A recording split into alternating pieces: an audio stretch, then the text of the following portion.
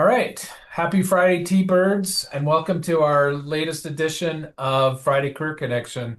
My name's Todd Brinkerhoff. I'm the Associate Vice President for Grad and Online, and our forum is really a platform to gather students, alumni, and friends of SUU to talk about career development.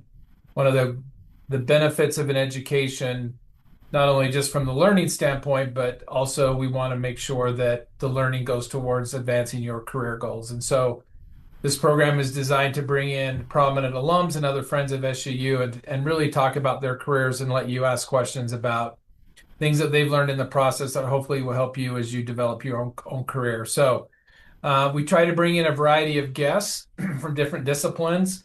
Um, Today, we're super excited to have Tosh Brinkerhoff, who happens to be my brother, which is kind of exciting. Tosh has had a very successful career as a CEO and business executive, but he's also done some interesting things along the way with the Olympic Committee, et cetera. So I'm not going to steal his thunder.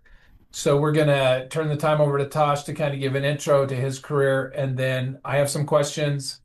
And but we also welcome questions from you in the chat. So before we start, Tosh, are you okay if people connect with you on LinkedIn after the broadcast? Absolutely. I'd love to connect with people for sure. Okay. All right. With that, thank you for everyone who's joined us. Tosh, we'll turn it over here. Tell us about your career journey. Tell us about your how you got started at SUU and how it got to where you are today, and we'll go from there. All right. Well, Tad, thank you. It's fun to be on here. Excited to reconnect with a lot of friends and people that have associated with SUU, and it's always nice to spend some time with my brother. So I'm going to start like today, and then I'll back up and go through the career. But most important discussion is really around our personal lives. And so for me, the spouse getting married was probably the most important decision I made that has a huge impact on our careers. So I am married. My wife Amy's from Salt Lake City. She went to Highland High School, went to the University of Utah. And like I said, probably the most important decision that I did make. We have five boys, 22, 20, twins that are 16-year-olds, and then a 12-year-old. And we live right now in central Minnesota, about an hour northwest of the Twin Cities, in a town called Sartell, which is a wonderful place, not dissimilar to Cedar City. Lots of great people, lots of people with very strong values. And then, so now, I guess I said I wanted to introduce a little just about me and my current situation. Going back lots of years, so I grew up in Cedar City, just a block away from the university, which was awesome because I went to all of the SUU sporting events. I went to lots of different activities. President Sherritt was the president of the university, lived just down the road. So I felt, early on just a great connection with SUU, and very, very grateful for that, and just have a lot of pride in Southern Utah. The other piece I would say is just amazing parents, which I'm very grateful for, an amazing family, and I'll credit Tad. There was two things Tad told me to do. One is run for student body president, both in high school at Southern Utah, and then go somewhere else for grad school, move away. So so tried to live up to that. The other connection I would just share is growing up, lived through the block from Ken Benson, who was a former administrator at Southern Utah University. President Benson, Mendy Benson, is his daughter. And he had Parkinson's disease that he developed at a young age. But I used to go and mow his lawn once a week. And I loved the conversations that I had with him. I was really interested in sports. He had a football of all the Chicago Bears players on his wall. And I loved that connection. Again, another connection point with Southern Utah, and one of my most proud moments was earning the Kenneth Benson Award at Southern Utah University, and just that connection really. I think that's one of the things that makes Southern Utah really unique. All right, so then when going more to the career side of things, I'll start with SUU, and I mentioned a few names: Jerry Sherritt, Sterling Church, a lot of great professors.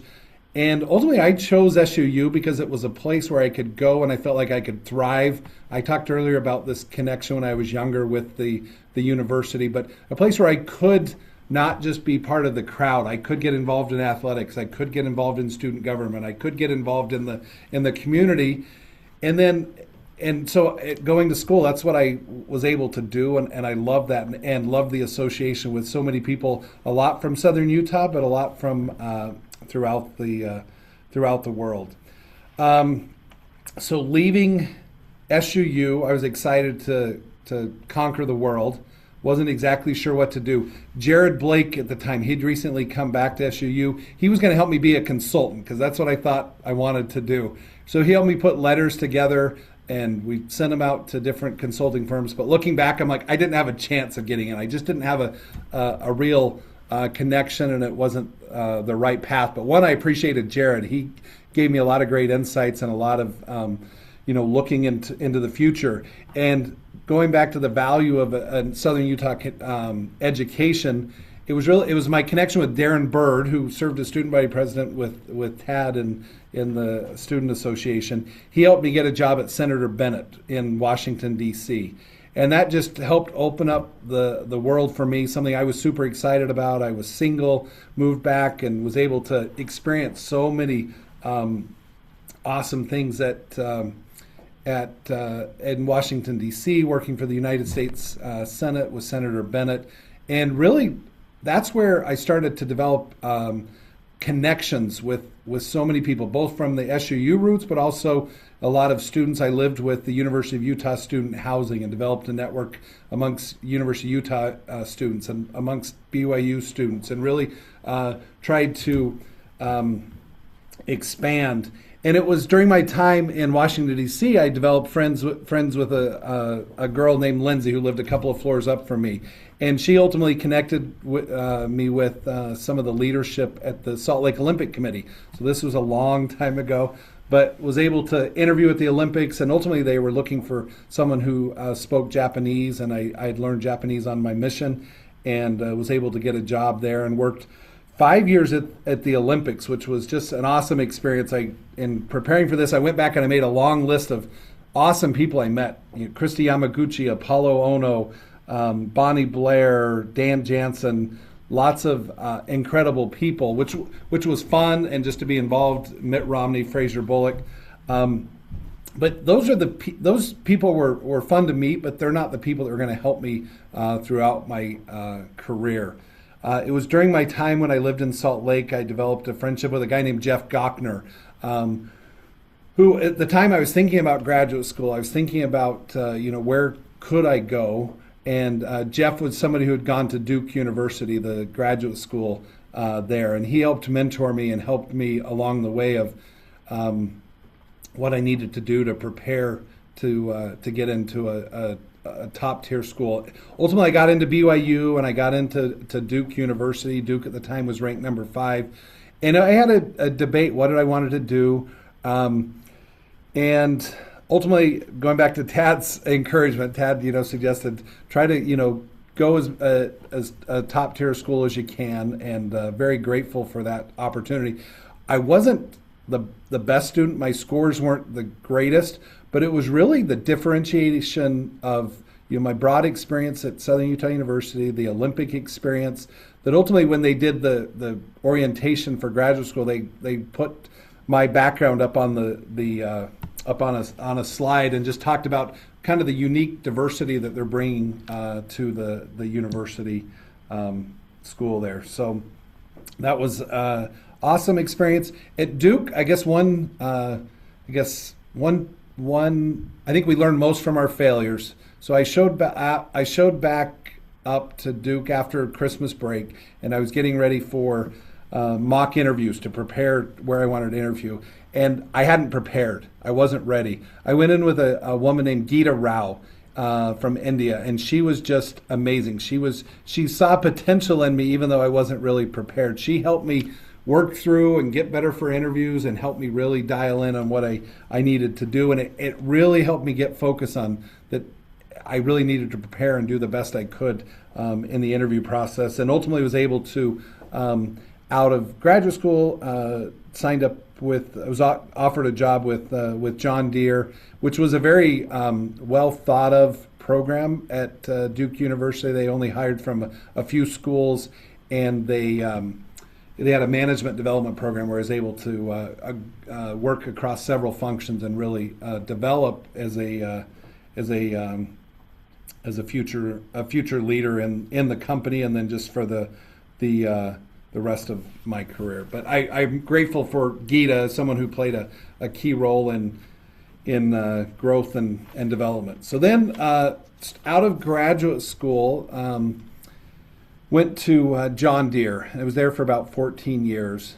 And John Deere was an awesome experience. One, I loved it because I felt like it was a connection to my rural southern Utah roots, working with farm equipment.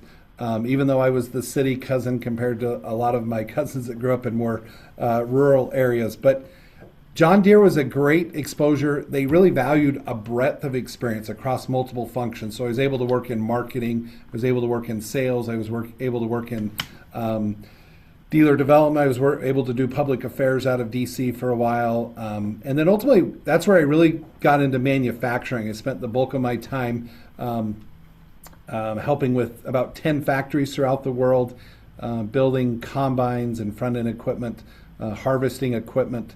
And it was a chance to really see the world, travel the world, experience different leadership styles, which was just an awesome experience. At John Deere, and this is probably not dissimilar to a lot of large companies, the network is super important.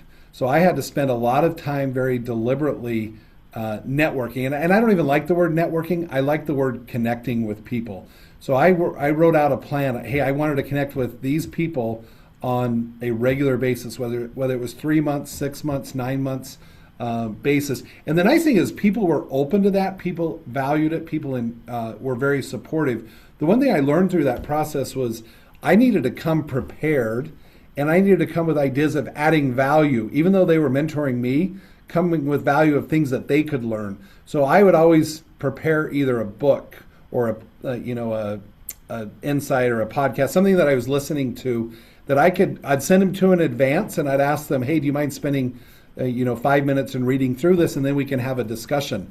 And the feedback I got was always very positive. As I ended up meeting with them, they felt like this is something that they could use in their career, and got a lot of positive feedback on that area. In manufacturing, so John Deere is a manufacturing company, do great marketing and sales, but I spent the bulk of my time in manufacturing. And I would just say, for me, the interest was that it's a physical product, something that I felt proud of working with, something that I felt was making the world a better place. And that's what energized me and got me excited about the opportunities at John Deere in agricultural. Ultimately, at John Deere, I felt like I was being very successful. I'd moved up in the company. I loved the network of people I met with.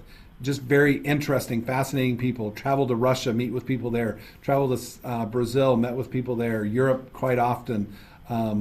Involved in mergers and acquisitions, that sort of thing, which was really fun. But I also felt that at the end of the day, I was probably a number that if I was there or not, John Deere would continue to go on and continue to evolve. So I started getting this itch, one of like, how could I make a greater difference at an organization? And I started to get this itch to go to a smaller organization. The other one, and I think for all of us in our careers, we have to make this decision, is it was tough on my family of lots of 5 young boys. And there was either pressure to travel a lot or the pressure to move. I was starting in conversations to move to either China or Brazil, and that's something, going back to our decision about a spouse, sitting down and having a conversation, what did we want for our family? And that's when we made the decision of it was time to try something else. And fortunately, one of the relationships I'd developed at John Deere was with a German agriculture equipment manufacturer, and they were setting up a new operation in Minnesota, St. Cloud, Minnesota. So through some conversations, and they had approached me based on the previous relationship and work that we'd done together, and through a process, then was invited to fill a CEO role for this company that was starting up in North America. And to me, it wasn't about the title. It wasn't about, I mean, I think if you chase title, if you chase money, it doesn't really pan out. But for me, it was a chance to make a bigger difference at a smaller mid-size, a good-sized company, but sort of a mid-market company. I was able to do that for 3 years. Great experience, ultimately having ultimate control and making important decisions for an organization to try to grow the organization, to try to think of people's well-being, overall livelihood, just a ton of growth and development. At the end of the day, it was on me to make sure things were happening. And then after about 3 years, it was time for a transition. And one of a former colleague at Duke University, he'd worked for a company called Granite Partners, which was a private equity fund, and they were making a new acquisition of a company where I am now called Rotochopper. And as I met with him and rekindled a connection with him, he shared just how happy he was at the company that he was working for that was owned by Granite Partners, and just how collaborative and how awesome the ownership structure was, and how it was so atypical of private equity. And I don't know how many people have worked with private equity, but it kind of has a negative rap, a negative connotation of it's buy, sell 3 years later, kind of really cut costs. But the mindset of this private equity firm, Granite Partners, was a buy and hold. There's been a Harvard business case written about them, which because it is so unique. Their strength is in governance. Their strength is in long-term holdings, and it just ended up being an awesome fit for me to come to this organization with people I was excited to work with, people that I aligned with their values, people that were so motivated to do things for the right reasons, for the long-term decision. So I've been here about 7 years now. The company's done really well. We continue to grow. I love that, again, staying in this sort of heavy equipment space, staying in the manufacturing space, things that we build, things that ultimately make what I think is a difference in the world. We manufacture equipment that is recycling equipment that takes wood waste mainly, but other waste streams, and turns it into a value-added product like colored mulch or like animal bedding or something that can be used and turned around and sold, but it ultimately keeps material out of the landfills with our equipment. So, like I said, been doing this for about 7 years, and it's been great. And going back to the personal side, it's been nice because throughout my career, it's been really important for me to be able to coach my kids in sports. It's been important for me to go to their games. It's important for me to be there, and this has allowed me there's times that are intense. There's times I do have to travel, but it also helps with a balance of being able to affords me some flexibility to be able to do some of these things that are very, very important to me. So I'll stop there. That was a longer monologue than I wanted, but at least hopefully give you a sense of a little of some of the career development from my perspective. So, Tosh, that's great. Thanks. You've had some exciting things happen to you. When you were a student at SUU, where did you think your career was going? Yeah, coming or in at SUU, my thought process is I wanted to go to business school. I wanted to get a business degree. At the time, the average period between undergraduate and graduate school is about 6 years, and that's what it ended up being for me. I worked for 6 years in between, year and a half on Capitol Hill, 5 years at the Salt Lake Olympic Committee. So I knew I wanted to do business, but I didn't know exactly what that looked like. And I do think it's important. I know I talk to a lot of students and they're worried, well, I don't know exactly what I want to do. And I just say, be open-minded, be curious, be interested, and try to figure out what your passion is. And I know that sounds a little cliche at times, but it really is. What are you really interested in? What makes you excited? What type of people do you want to work with? The other piece of advice that I got, and it sounds simple, but it helped me frame, am I going to do a geographic career search or am I going to do an industry career search? Right? If you know you want to be at a certain location, then that's awesome. Then you can say, hey, what are the companies? Where do I want to work in this geography? And then on the other side, do I want more of an industry? Am I in manufacturing? Am I in, software as a service, whatever? And then that can help drive that. The other piece of advice I got is when I was looking at business schools was, you know, in asking yourself where you want to go to graduate school, where do you want to live? And so for me, I was open to living outside of Utah and moving beyond. So therefore, I ultimately chose Duke. If my career trajectory, if I wanted it more in Utah, and it's not always this way, but I probably would have selected BYU for that. So So how did your we got a couple of questions come in, but how did your experience being a student leader? I know we've got two former student body presidents here on the call as well, Stephen Allen and Val Olson. But how did that experience being involved in not just the academics, but the leadership side, how did that influence how your career developed? yeah, hi Stephen and hi Val. Great to see you both. Um, I mean, ultimately, I guess the one piece I would go back to is confidence. It helped me develop some confidence that I could succeed, I could be successful, I could do things that maybe I thought were beyond me. So I think the confidence there, the encouragement. Sterling Church, the VP of Student Affairs at the time, he was very nice, very kind. I'd write a weekly article in the student newspaper, and he always said, "Oh, you're a great writer," even though I know I wasn't, and I went on a lot, but he encouraged me and he made me believe, hey, you can write, you can use that skill wherever you are in your career. So, and then also making some hard decisions. And at the time, it seemed really hard. There was one vote that came up on the board of trustees about. And it's been so long as it was either increasing parking or eliminating some parking, and I was really adamant. I thought I was going to take a bold stand, which I did, and I voted no at the board of trustees meeting. And I asked President Sherrod after, and he said, "You're the first student body president that's voted no on one of these initiatives." So I wasn't sure whether to feel good about that or bad about that. But those sort of experiences help give me confidence. And then the last thing I would say is just the variety of experiences, being involved in sports, being involved with student government, being involved with community activities, was trying to put a whole portfolio together to help me get into graduate school. Otherwise, I wouldn't have been able to get in on my scores and grades alone. So that really gave me value, or helped me think of the future, I guess. So that begs the question, do grades matter?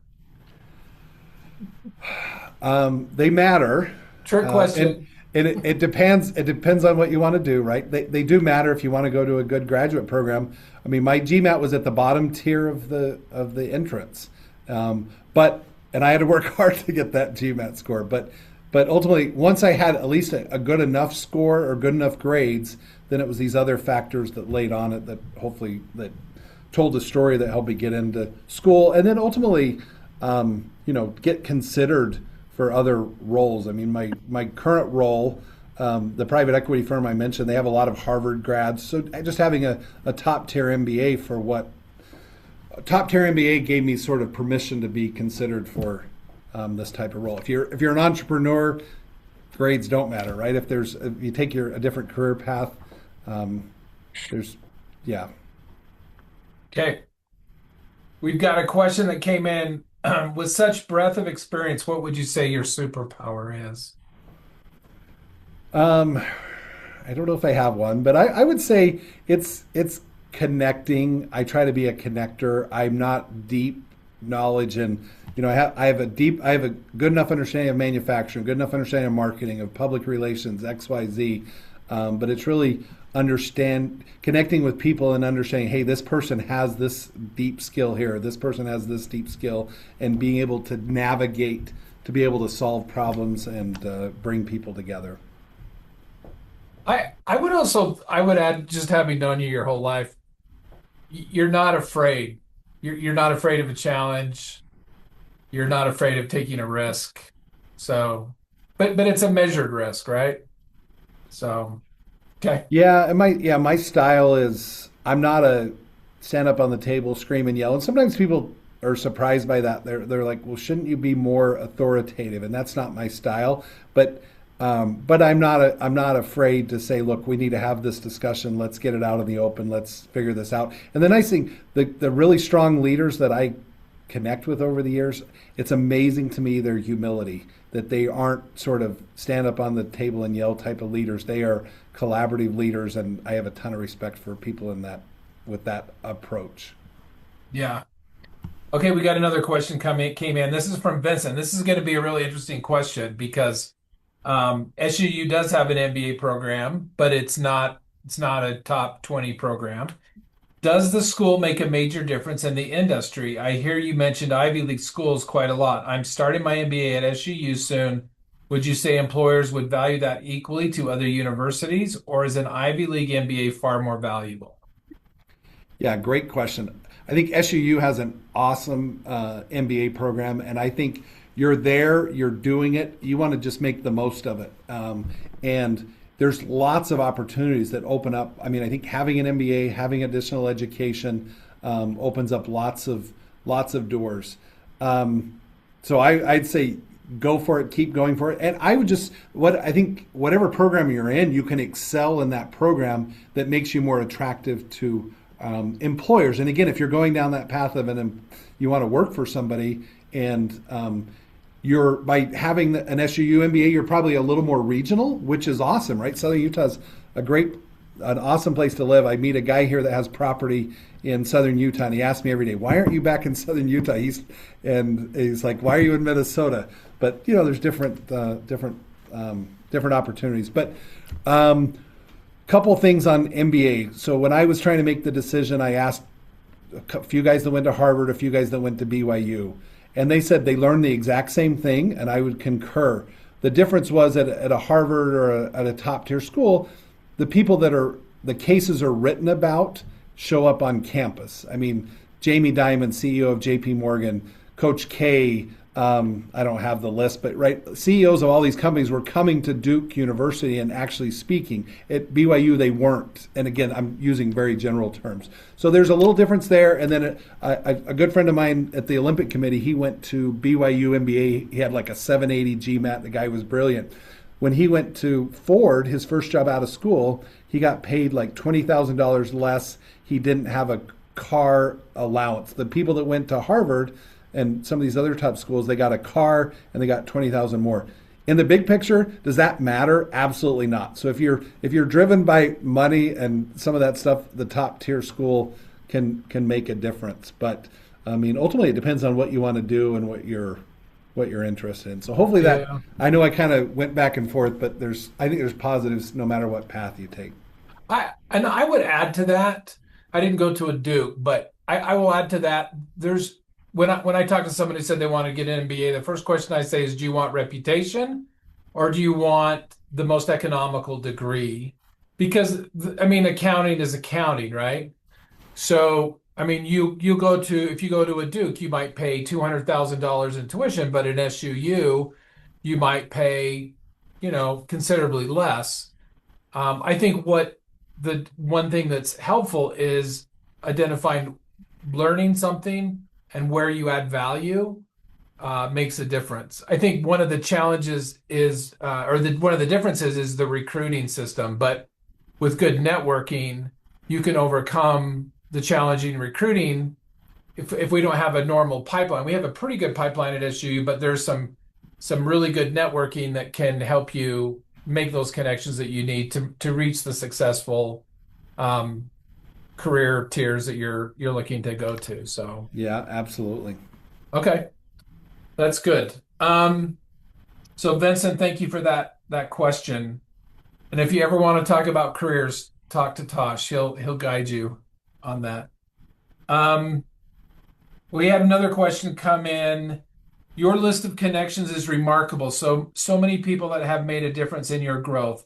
Tell us about the value of mentoring as we go, even if we think we aren't in a position to contribute. Yeah, I think mentoring relationships are huge. And sometimes even the word mentor makes it seem very formal. And it's all like you have to set something up and you have to reach out and you have to organize it. I think just being intentional, being deliberate, being a little thoughtful, a little prepared of who are the people that have influenced in you in your life, and how can you get to know them. And it is really more about that connection. It's less about what they can do for you. I think the ones that are most powerful are the ones that you're not thinking about them as mentors, or it's just more of a relationship you're building. So I guess having that in mind, and then on the flip side, for us as we grow and develop in our career, looking for people to help along the way, give advice, and it's less about advice. It's more about just genuine relationships and trying to help, as people are trying to advance in their career. So, I guess, and again, as I was putting a few thoughts, I think one of the key characteristics in life and our careers is curiosity, and being open minded. And I think that curiosity is just it's asking lots of questions. And my best example is outside of the business world is my mother-in-law.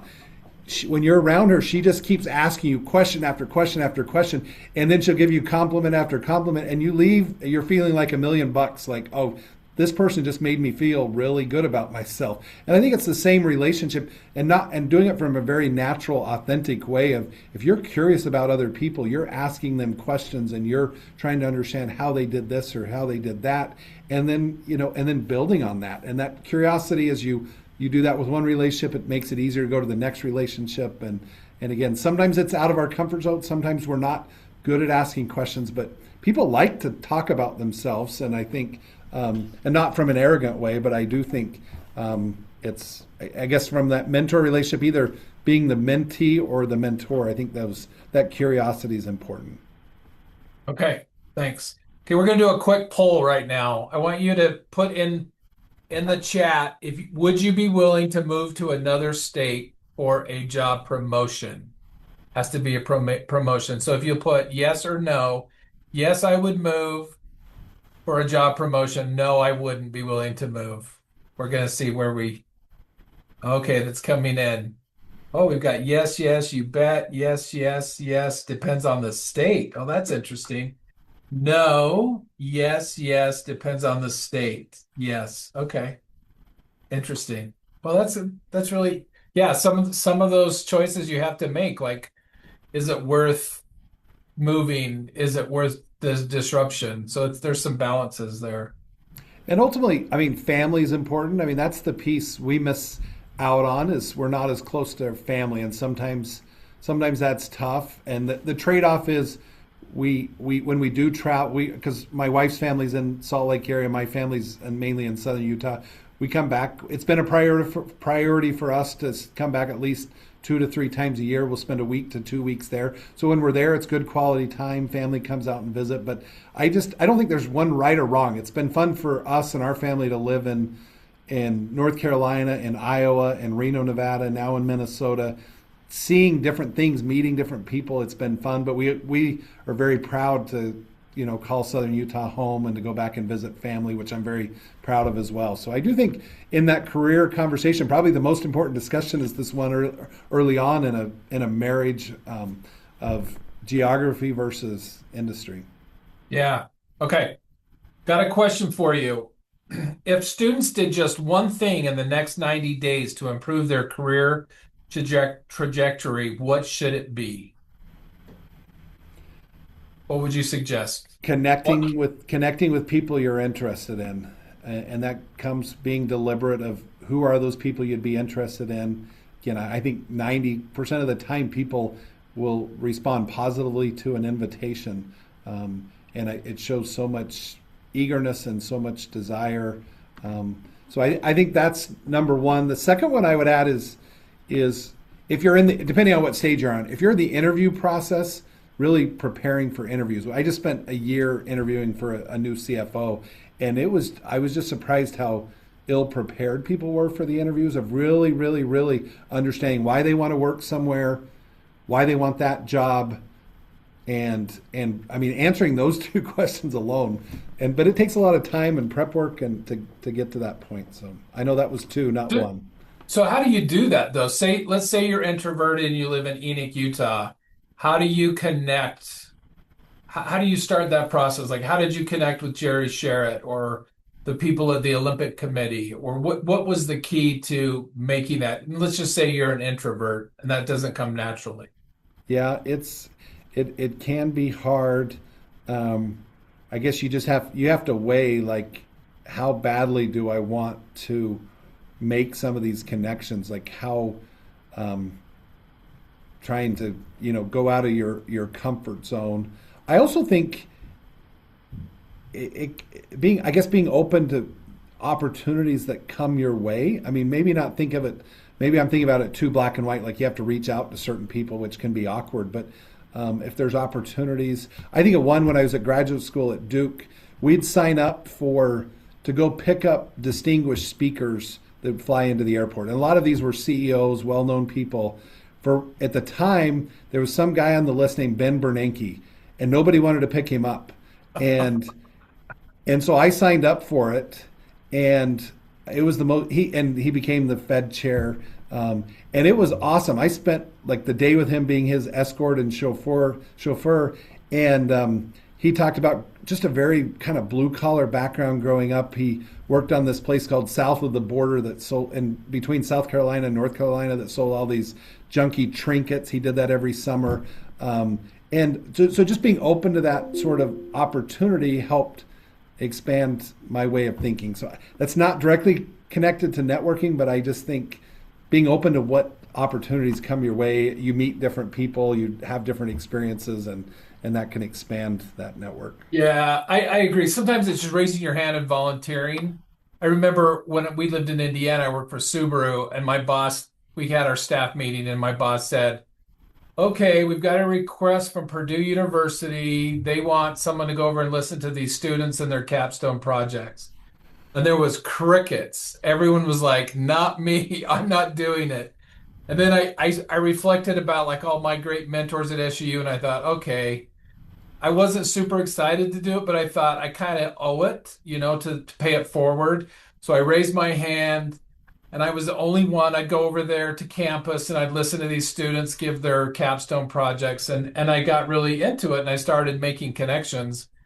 And then 12 years later, when there was a job opportunity at Purdue University, guess who had connections? And it was just from like raising my hand and saying, it's going to take a little more time and a little more effort, but you have to.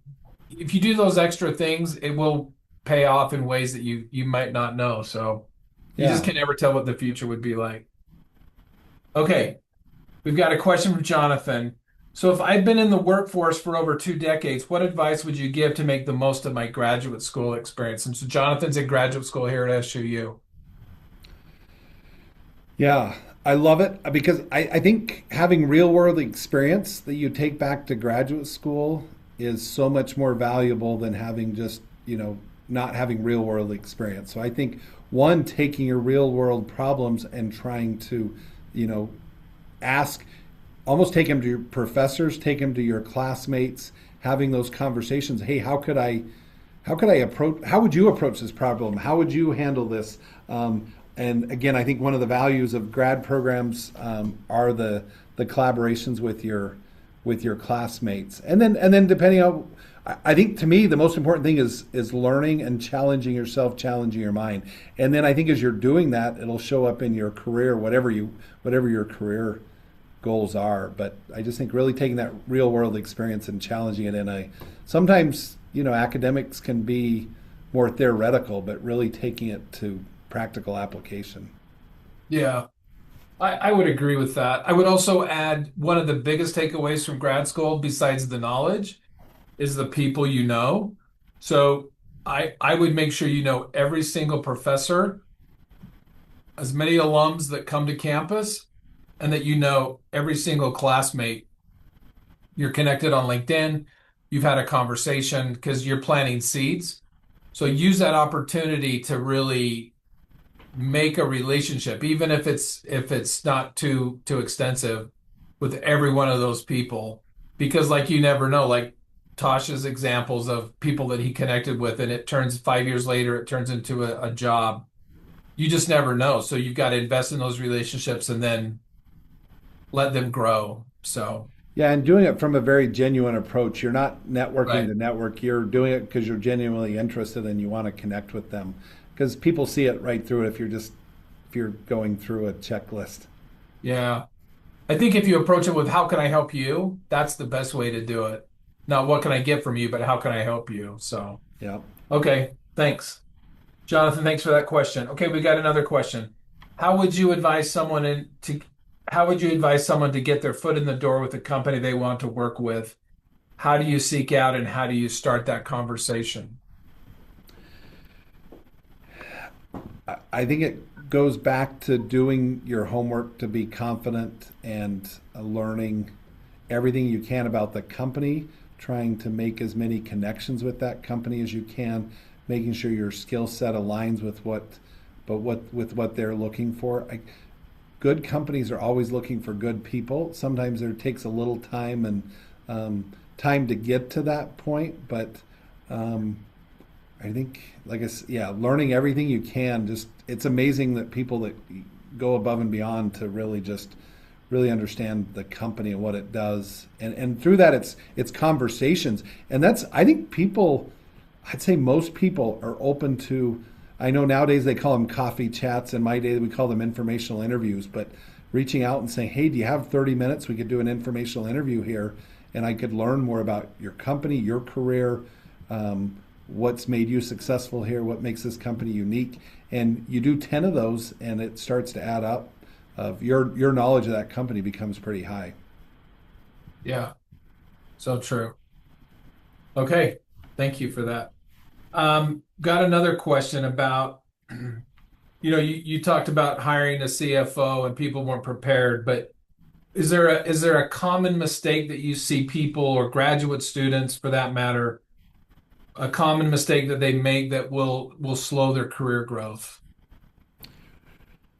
I guess going back to the interview process, a lot of people want to go in there and talk about what they've done, which is great, which is important, but really astute interview or people who are interviewing, they're able to connect what they've done with how it will add value to that specific company and that specific role. And it takes some being very deliberate and being very intentional and a lot of prep work to say, okay, so I have prepared financial statements for 10 years at this company. Great. Now, but then I've also taken that and gathered insights on how we can reduce inventory, how we can increase inventory turns, how we can increase profitability. And what I see at Rotochopper or at company XYZ that I can help based on this experience, I really think there might be some opportunity here. Not saying that in a critical way, but saying, hey, this is where I could see how it would apply to you guys. So, I mean, in business school, they teach situation, action, result. You give the situation briefly, you talk mainly about the actions that you went through, and then you talk about the result there. But then really applying it to the company that you're interviewing shows next level sort of preparation and next level intuition that I think comes across very powerful. Yeah, good point. Good point. We had a comment that said, I found the best interviews I've had nothing to do with what I stated. It was more about what I asked, which is a good point. Asking good questions shows how you think with insight. So yeah, thank you for that. Yeah, and even Um, not just the questions at the end of the interview, the questions throughout the interview, asking clarifying questions when they are yeah, asking you questions. yeah, so we have a question come in, like when you're interviewing people for your company, how do you determine if someone is a good fit for Rotochopper? Yeah, we there's a book called The How. And we use that and throughout the Granite community. Granite owns 10 companies, all based in central Minnesota, but they use The How. And this, it really goes, we kind of have a thorough process where we go back into, even like young adult years, high school years, college years, each job, what are the highs and lows from that? And we're able to learn a lot from that process of, what's made them tick, what's made them successful, even before the typical jobs that they've had. And I love it. my criteria, I'm always looking for somebody with a farm background or a sports background or something that signifies a lot of hard work. And to me, that's a differentiator that people laugh at me sometimes. The recruiters will always say, well, yeah, they didn't have this or didn't have that. But to me, that's something I look for there. Hmm. Okay, that's great. Um, we've got oh, we talked about that one. Tell me, tell me about how you decided to make transitions. What were the factors when you said, look, I remember when you were going through the John Deere dilemma, it was like, do I want to do I want to pivot or do I want to try and grow within the company? What were those inflection points that made you decide, look, I'm going to leave the comfort of John Deere and I'm going to go try something else versus, oh, I should just stay here where it's comfortable. What were those factors that made you decide it's time to make a change? Yeah, and each one's a little bit different. I'm going way back. I was working on Capitol Hill. I loved it, having just an absolute great time. It felt like I was learning, developing. But there was an opportunity that came at the Salt Lake Olympic Committee, and they were looking for somebody who spoke Japanese. And to me, working on the Olympics was just a perfect match. So that was an opportunity that came my way through kind of these connections that I developed in DC. And so I was a little reluctant. I'm like, I really didn't want to leave, but it was an opportunity there. Um, I mean, at the Salt Lake Olympic Committee, the job ended, so that forced a natural transition, and that was the time to go back to or business school. At John Deere, it was this sort of trade off. What was happening in my family, what was happening with work, the amount of travel, this pressure to move up. You had to, a lot of times, take an overseas job, so just had to weigh those factors, a little more stability. In a big company like John Deere, lots of great resources, a little more risk going to a smaller company as more of a senior person. But for me, it was just balancing those. I ultimately wanted to make a bigger impact at a smaller company there. And then this last one from Gearinghoff was the German ag equipment manufacturer to Rotochopper, where I am now. It was the fit of this ownership structure that I talked about earlier with Granite Partners. I just felt really good about the people, felt good about the opportunity, the long term support. So it's balancing those that we all face, right? Family, personal situation, your direct boss, those sort of things. It's balancing those different factors. Yeah, good. Okay, let's see if we've got any more questions. So, oh, here's a question. Is it easier to get into a big company right out of school, or is it easier to go to a smaller company to a big company? Yeah.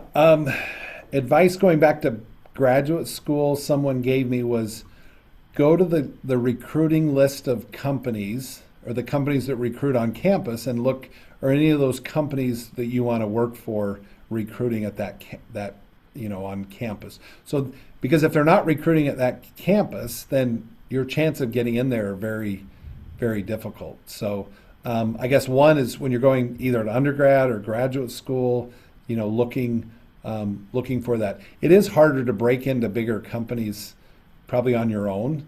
And that's a broad generalization, but through a campus recruiting program, it's easier because there's they're hiring people, they're bringing people on board. But that being said, again, depending on your skill set, if you're in accounting or you're marketing, what's their strength at that school?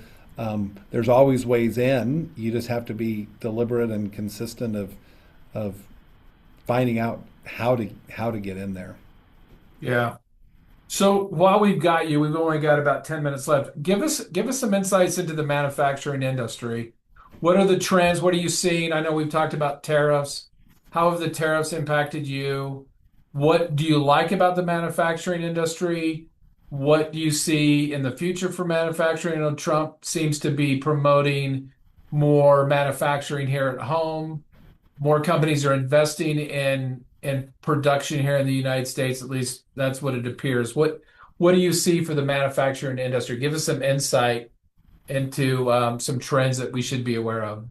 Yeah, manufacturing. I mean, I'm biased, but it's a great industry. It's kind of in the breadbasket of the USA. A lot of manufacturing in the Midwest. A lot of people have come up with ideas and then taken that into to be able to grow that. My company where I am now, Rotochopper, is 35 years old. It was an idea from two founders that had this idea way back when of recycling newspapers, and then that evolved into recycling wood and wood waste and pallets. And that story is very typical in the Midwest and Minnesota, Iowa. People that have these ideas. So I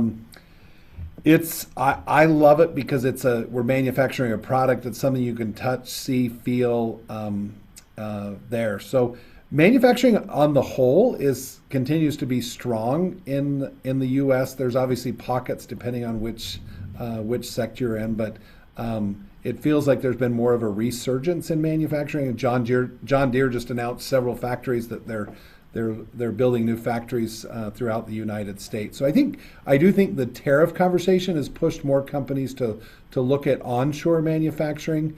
I do think COVID impacted manufacturing. There was such a huge push to offshore, to import parts from China, India, XYZ, and through COVID and some of the difficulties with getting parts, changed a lot more to domestic manufacturing, which I think is exciting. I think it's been a good trend for manufacturing. For our company, we mainly have onshore suppliers, so that's been helpful that tariffs haven't affected us too much. We do import one complete product from Austria, so that's had a 15% tariff slapped on it. We have essentially we've bumped up pricing a little bit, but we've absorbed the majority of the tariff just because we're already at the peak of what the market will bear as far as pricing. Interest rates continue to be an important factor. Interest rates coming down help promote manufacturing. And maybe the last piece I would hit on is just automation.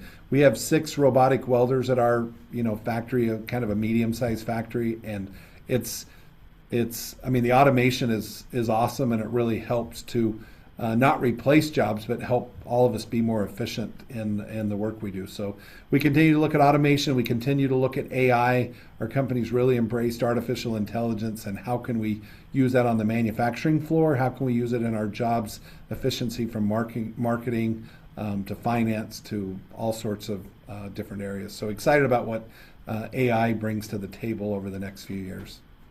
Okay, thanks. Okay, we're going to do a snap poll. And I'm going to ask Tosh a question, but I want you to be thinking about a transferable skill that you have that you could take to a different industry. So, for example, Tosh spoke Japanese and was working for a senator. He transferred that to the Olympic Committee and then took a transferable skill into manufacturing.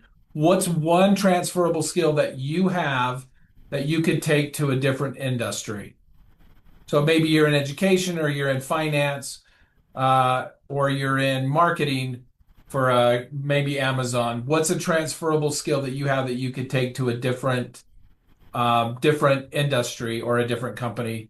And Tosh, tell us about how you capitalize on those transferable skills from from Olympic Committee to manufacturing. Yeah, for me, I guess I always positioned myself more of a generalist, not necessarily being deep in one. I mean, in undergrad, I studied languages and minor in computer science, which, what do you do with that? For me, where I wanted to go, it wasn't directly applicable. But I guess trying to be a generalist of understanding, and even where I am now, touching at least being able to talk intelligently and somewhat confidently about these different areas. So for me, that worked, in being able to move different careers in different areas. The other piece is going back to graduate school and getting a business degree. That positions you to be able to move more into a business type of role. Yeah. How did you articulate those transferable skills to an employer? Yeah, for me, whenever I interviewed or whenever I talk resume, I'd talk about communication skills. I'd talk about general project management skills. Those were kind of, and then third one would be leadership. So whenever I went in an interview, I had jotted those down in advance, and no matter what question I was going to get asked, I was going to talk about leadership, I was going to talk about management, organization, and I was going to talk about communication. And those skills, whether you're in the Olympics or whether you're in education, they work. So I mean that was always my rule of thumb when I was talking to people, was making sure I knew what themes I wanted to emphasize in during my conversations and during my interviews. Yeah, so true. I totally, the longer I work, the more I value problem solving skills. Like if someone can say, I can solve a problem, that's to me, that's golden. So, last question. Someone want to know the ways that AI is helping manufacturing or impacting manufacturing. Do you see AI eliminating jobs in manufacturing? I don't see it eliminating jobs, especially in the short term. Ultimately, for us, like we have each of our machines have a program in it. So we're trying. I mean, our machines are 100,000 pound, $1.2 million machines. They're very sophisticated. So being able to improve the programming to be able to help diagnose equipment or issues more quickly, to diagnose which parts need to be replaced, diagnose what's the solution. That's just one example. But how does our machines get more throughput, more productivity, less downtime? AI is really already, we're starting to use it, is really starting to transform the equipment. And then in the manufacturing side is helping our robots become more productive, is just another example. Okay. Well, great. Well, we're about out of time. Tosh, thank you so much. I've learned a ton. We appreciate your expertise and your connection to SUU. If hopefully at some point we can get an intern from SUU out to Rotochopper, I think they would learn under your direction. That So would be awesome. And thanks everyone for showing up today. It's great to connect and see everyone. And yeah, feel free to reach out if there's anything I can do to help. okay, yeah, and we put in the chat we put Tasha's um, LinkedIn. So please connect with him. And anyway, thanks everyone for joining us. Next week we have John Kennedy. He will be joining us. He's going to be talking about how you train your mind to reach your goals. I'm making that in a broad generalization, but he's got some great mind training that will help us overcome some of the challenges we have in pushing our careers forward. So have a great weekend. Enjoy the warm weather if you're in Cedar City. If you're in Minnesota, I can't give you much hope, but for warm weather. All right, have a good weekend. We'll hopefully Thanks see you next everyone. week. Bye bye, everybody.